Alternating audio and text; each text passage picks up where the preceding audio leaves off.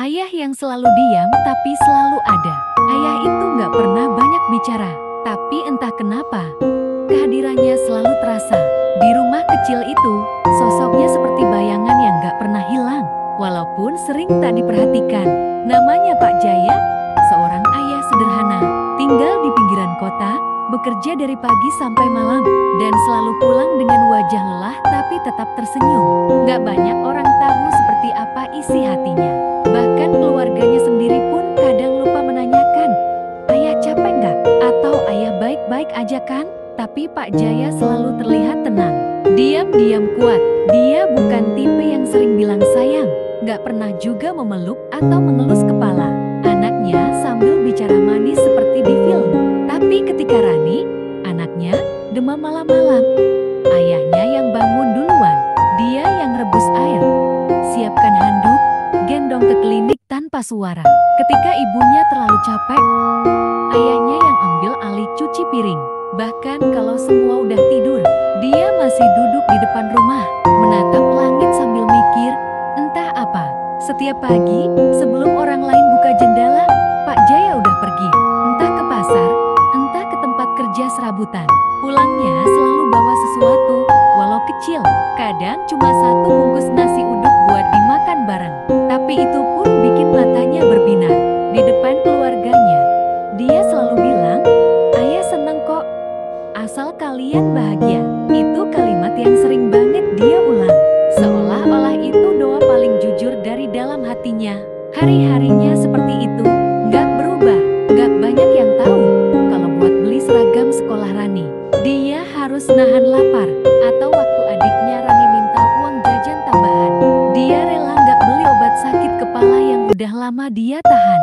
Tapi dia nggak pernah cerita, nggak pernah mengeluh, nggak pernah marah, walau seharusnya dia boleh. Waktu terus berjalan. Rani tumbuh, adiknya masuk SMP, semua sibuk. Rumah mulai terasa ramai tapi hampa. Kadang mereka lupa menyapa ayah. Pak Jaya tetap ada, tetap menyapu halaman, memperbaiki genteng bokor, menyiram bunga. Semua dia lakukan dalam diam. Tapi diam itu bukan karena nggak peduli, justru karena dia terlalu sayang. Dia tahu kalau dia bicara, mereka akan khawatir. Maka dia memilih diam, supaya rumah tetap terasa tenang. Banyak yang bilang, ayah itu jarang menunjukkan cinta, tapi sesungguhnya, dia adalah orang yang mencintai paling dalam, dengan cara yang paling tenang. Pak Jaya adalah sosok itu, yang selama ini ada di balik pintu, memastikan semuanya baik-baik saja. Dan sayangnya, kita sering menyadari itu, saat dia udah gak bisa bicara apa-apa lagi. Pengorbanan yang tak pernah terlihat. Rani masih ingat saat itu. Di sekolah, hampir semua temannya sudah pakai sepatu baru. Warnanya cerah, modelnya kekinian, dan terlihat nyaman. Sementara sepatu Rani sudah mulai sobek di bagian ujung. Warnanya pudar, solnya tipis, dan setiap pulang sekolah harus dia bersihkan agar tetap bisa dipakai besoknya. Tapi tetap saja, dia merasa minder. Rasanya seperti berbeda sendiri di antara teman-teman yang tampil rapi dan percaya diri. Suatu malam, Rani duduk sambil membereskan tas sekolah. Ia ragu sejenak, lalu berkata pelan, "Ya, Rani pengen sepatu baru. Tapi kalau belum ada uang, nggak apa-apa kok." Pak Jaya menoleh, tersenyum kecil, lalu mengusap kepala Rani. "Nanti ayah carikan ya, Nak," katanya pelan. Rani hanya mengangguk. Ia tak terlalu berharap. Ia tahu kondisi keluarga mereka tidak selalu mudah. Tapi malam itu, ia tidur dengan perasaan sedikit lega. Seminggu berlalu. Hari itu, Rani pulang sekolah dengan langkah lesu. Tapi saat ia masuk rumah, ia melihat sebuah kotak terbungkus kertas koran di atas meja ruang tamu. "Itu buat kamu," kata ibu. Rani membuka bungkusnya perlahan. Sepasang sepatu baru. Warnanya merah marun, sederhana, tapi bersih dan masih wangi. Ia langsung tersenyum lebar. "Ayah beliin ini." Pak Jaya yang duduk di sudut ruang hanya mengangguk pelan. "Coba dipakai, pas enggak?" katanya sambil tersenyum. Rani bahagia bukan main, tapi ia tidak tahu, di balik sepatu itu ada pengorbanan yang tak pernah disebut. Seminggu terakhir, Pak Jaya hanya makan sekali sehari. Nasi dengan garam dan air putih.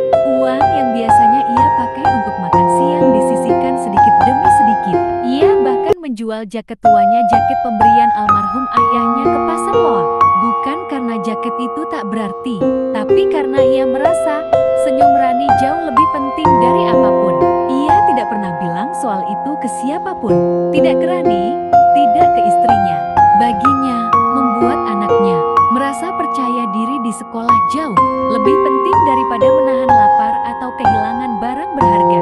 Malam itu, setelah semuanya tidur, Pak Jaya duduk di depan rumah. Hujan rintik turun pelan. Tangannya menggenggam rokok, tapi tak dia nyalakan. Dia hanya menatap langit. Diam, tapi dalam diam itu ada rasa puas. Pak Jaya bukan orang kaya, tapi hatinya luas. Ia tahu betul bagaimana rasanya jadi orang tua. Kadang harus pura-pura kuat, pura-pura cukup, agar anak-anak tak merasa sedih. Dia tak pernah menuntut terima kasih, tak pernah berharap dipuji. Asal anaknya bisa jalan ke sekolah tanpa malu, itu sudah cukup buatnya. Cinta seorang ayah seringkali tidak terlihat, tidak terucap, tapi ada dalam tindakan-tindakan kecil yang tak pernah dibahas. Seperti sepatu baru yang datang tanpa banyak kata, tapi penuh makna, penuh cinta, penuh pengorbanan. Dan Rani baru benar-benar mengerti semua itu bertahun-tahun kemudian, saat semuanya sudah tak bisa diulang kembali. Tubuh lelah yang tetap tersenyum. Waktu terus berjalan. Rani akhirnya lulus SMA dan masuk kuliah di Universitas Negeri. Ia ambil jurusan pendidikan karena sejak kecil ingin jadi guru.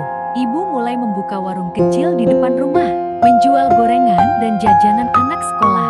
Kehidupan perlahan membaik. Rumah mereka sudah lebih layak, listrik tak lagi menunggak, dan dapur mulai terisi kembali. Tapi di tengah semua perubahan itu, ada satu hal yang juga ikut berubah. Diam-diam, ayah mulai sering batuk. Awalnya cuma sesekali, tapi makin lama makin sering. Jalannya pun tak secepat dulu. Setiap naik tangga rumah, kakinya seperti tertatih. Matanya yang dulu tajam kini tampak sayu dan lelah. Tapi setiap kali ditanya, jawabannya selalu sama. Cuma masuk angin. Biasa. Ia tersenyum, menepuk dada, lalu berkata, namanya juga tua. Rani tahu, itu bukan masuk angin biasa. Beberapa kali dia melihat ayahnya duduk sendirian di kamar. Punggungnya bersandar di tembok, tangannya menggenggam dada, napasnya berat dan pelan, kadang bahkan gemetar. Tapi kalau Rani masuk dan bertanya, ayah kenapa? Ia langsung tersenyum lagi dan berkata, ayah cuma kecapekan, nak. Nggak usah khawatir. Senyuman itu dulu terasa hangat, tapi sekarang terasa seperti tameng yang ia pakai supaya orang-orang di rumah tidak tahu seberapa besar sakit yang sedang ia tahan. Rani sempat mengajak ayah ke dokter, tapi ayah menolak. Buat apa ke dokter? Nanti malah disuruh istirahat, padahal masih banyak yang harus ayah kerjain. Kalimat itu keluar sambil tertawa kecil, tapi Rani tahu, bukan karena ayahnya nggak peduli kesehatan, tapi karena ia lebih takut jika waktunya terbuang untuk dirinya sendiri. Ayah selalu merasa hidupnya hanya akan berguna kalau sedang melakukan sesuatu untuk orang lain. Malam-malam, ayah makin sering terjaga, duduk di kursi kayu depan rumah sambil mengusap leher dan batu kecil. Kadang diam saja, menatap langit kosong.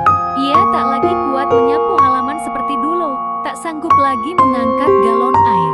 Tapi ia tetap berusaha melakukan semuanya, walau tubuhnya terus menolak. Pernah suatu malam, Rani mendengar suara batuk dari kamar ayah. Batuk keras, lama, seperti mengaduk dada. Tapi saat Rani masuk dan membawa air hangat, ayahnya sudah berbaring dan tersenyum seperti tak ada apa-apa. Ayah udah mendingan kok, tidur lagi sana, besok kuliah, katanya. Kalimat itu sederhana, tapi diucapkan dengan suara yang pelan. Ayah mulai jarang bicara, tapi bukan karena marah, melainkan karena napasnya semakin pendek. Ia lebih banyak diam, kadang dari pintu kamar, kadang dari bangku dapur. Tapi matanya tak pernah berhenti mengikuti anak dan istrinya. Pandangan yang penuh cinta, tapi juga penuh rasa pasrah. Seolah dia tahu, waktunya mungkin tak lama lagi. Tapi ia tetap diam, tetap tersenyum. Tak ingin membuat siapapun panik. Tak ingin mengganggu kebahagiaan yang telah ia bangun dengan susah payah. Dan disitulah cinta ayah terasa paling besar, dalam diamnya. pergi terlalu cepat. Pagi itu, suasana rumah terasa lebih sunyi dari biasanya. Padahal hari masih sama, matahari baru saja naik pelan-pelan di balik jendela. Ibu sudah di dapur sejak subuh, sibuk menyiapkan bahan jualan untuk warung kecilnya. Suara penggorengan dan panci beradu terdengar seperti biasa, tapi ada yang terasa ganjil. Biasanya, di jam seperti itu, ayah sudah duduk di teras, sambil menyeruput kopi hitam yang ia buat sendiri. Matanya menatap jalan, menyapa orang lewat dengan anggukan ringan. Tapi pagi itu, kursi kayu di teras kosong. Gelas kopinya pun tak tersentuh.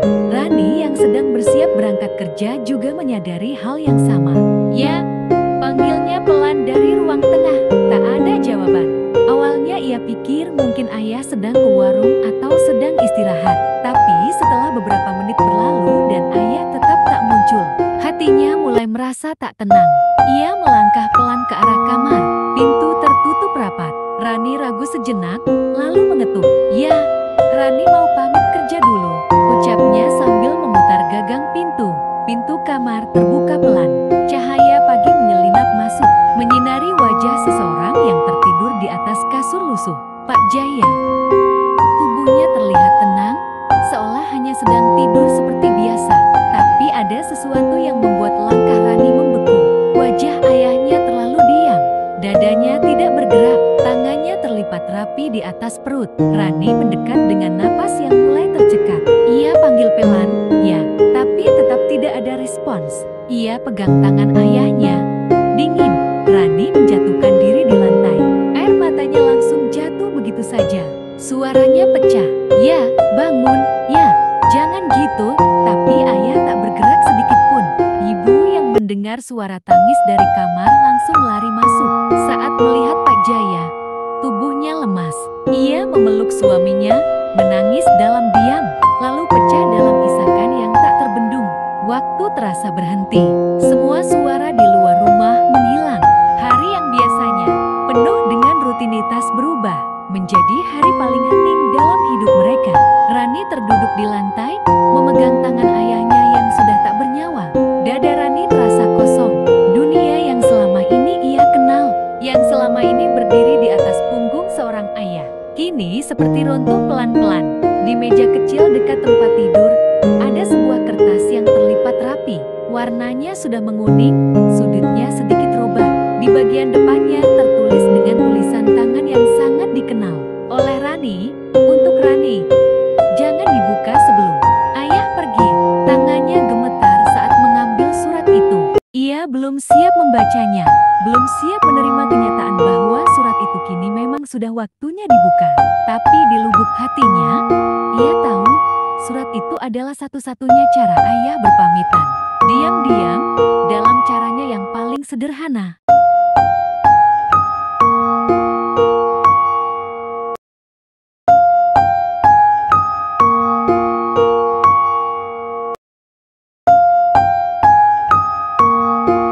Surat terakhir ayah yang tak sempat dilihat. Dengan tangan gemetar, Rani membuka surat itu. Kertasnya sudah usang, warnanya kekuningan, dan di beberapa bagian sudah mulai rapuh. Tapi tulisan tangan ayah masih jelas. Tulisan itu seperti suara yang Rani kenal seumur hidupnya. Pelan, hati-hati, dan selalu membawa rasa tenang. Ia mulai membaca, perlahan, meski air mata sudah membasahi matanya sejak baris pertama. Nah, maaf kalau ayah jarang ngomong. Ayah tahu ayah bukan tipe orang tua yang pandai menunjukkan perasaan. Tapi setiap hari, ayah berdoa kalian semua sehat, kalian semua bahagia. Ayah sadar, ayah bukan orang hebat. Ayah nggak punya banyak harta, nggak bisa kasih barang mewah. Tapi ayah selalu berusaha jeti tempat kalian pulang. Ayah nggak minta dibalas apapun. Cukup lihat kalian tersenyum, itu sudah cukup buat ayah. Rani tak sanggup membaca cepat. Setiap kalimat seperti menusuk pelan ke dadanya, seolah semua rasa bersalah datang bersamaan. Semua waktu yang terlewat, semua momen ketika ia terlalu sibuk, terlalu cuek, terlalu menganggap ayah akan selalu ada. Tangannya bergetar, suaranya tercekat, tapi ia terus membaca. Ayah titip hidup kalian, bahagia ya. Nah, jangan pernah takut jalan sendiri, karena meski tubuh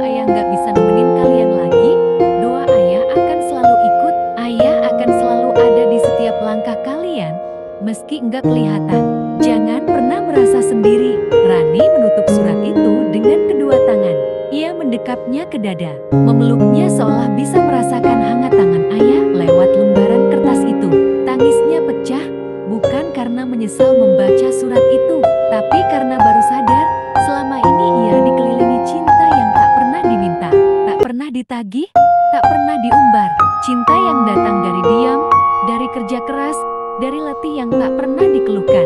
Selama ini, ia mencari kasih sayang dalam bentuk pelukan, kata-kata manis, dan perhatian yang jelas. Tapi cinta ayah hadir dalam bentuk paling sunyi, dalam uang jajan yang tiba-tiba ada, dalam sepasang sepatu baru di atas meja, dalam suara batuk malam-malam yang tak pernah ia tanya lebih jauh, dan yang paling nyata, dalam surat ini.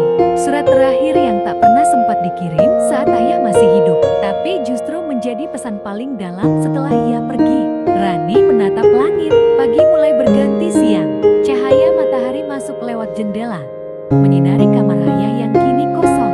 Tapi di hati Rani, ayah tidak pernah pergi. Ia ada di dalam setiap napas, dalam setiap doa, dan dalam setiap keputusan yang akan ia ambil nanti. Ia tahu, selama ayah hidup, yang ayah pikirkan hanya satu, keluarganya. Dan kini saat ayah telah tiada, warisan terbesarnya bukan harta atau rumah besar, tapi cinta yang tak terlihat, namun akan terus tinggal selamanya.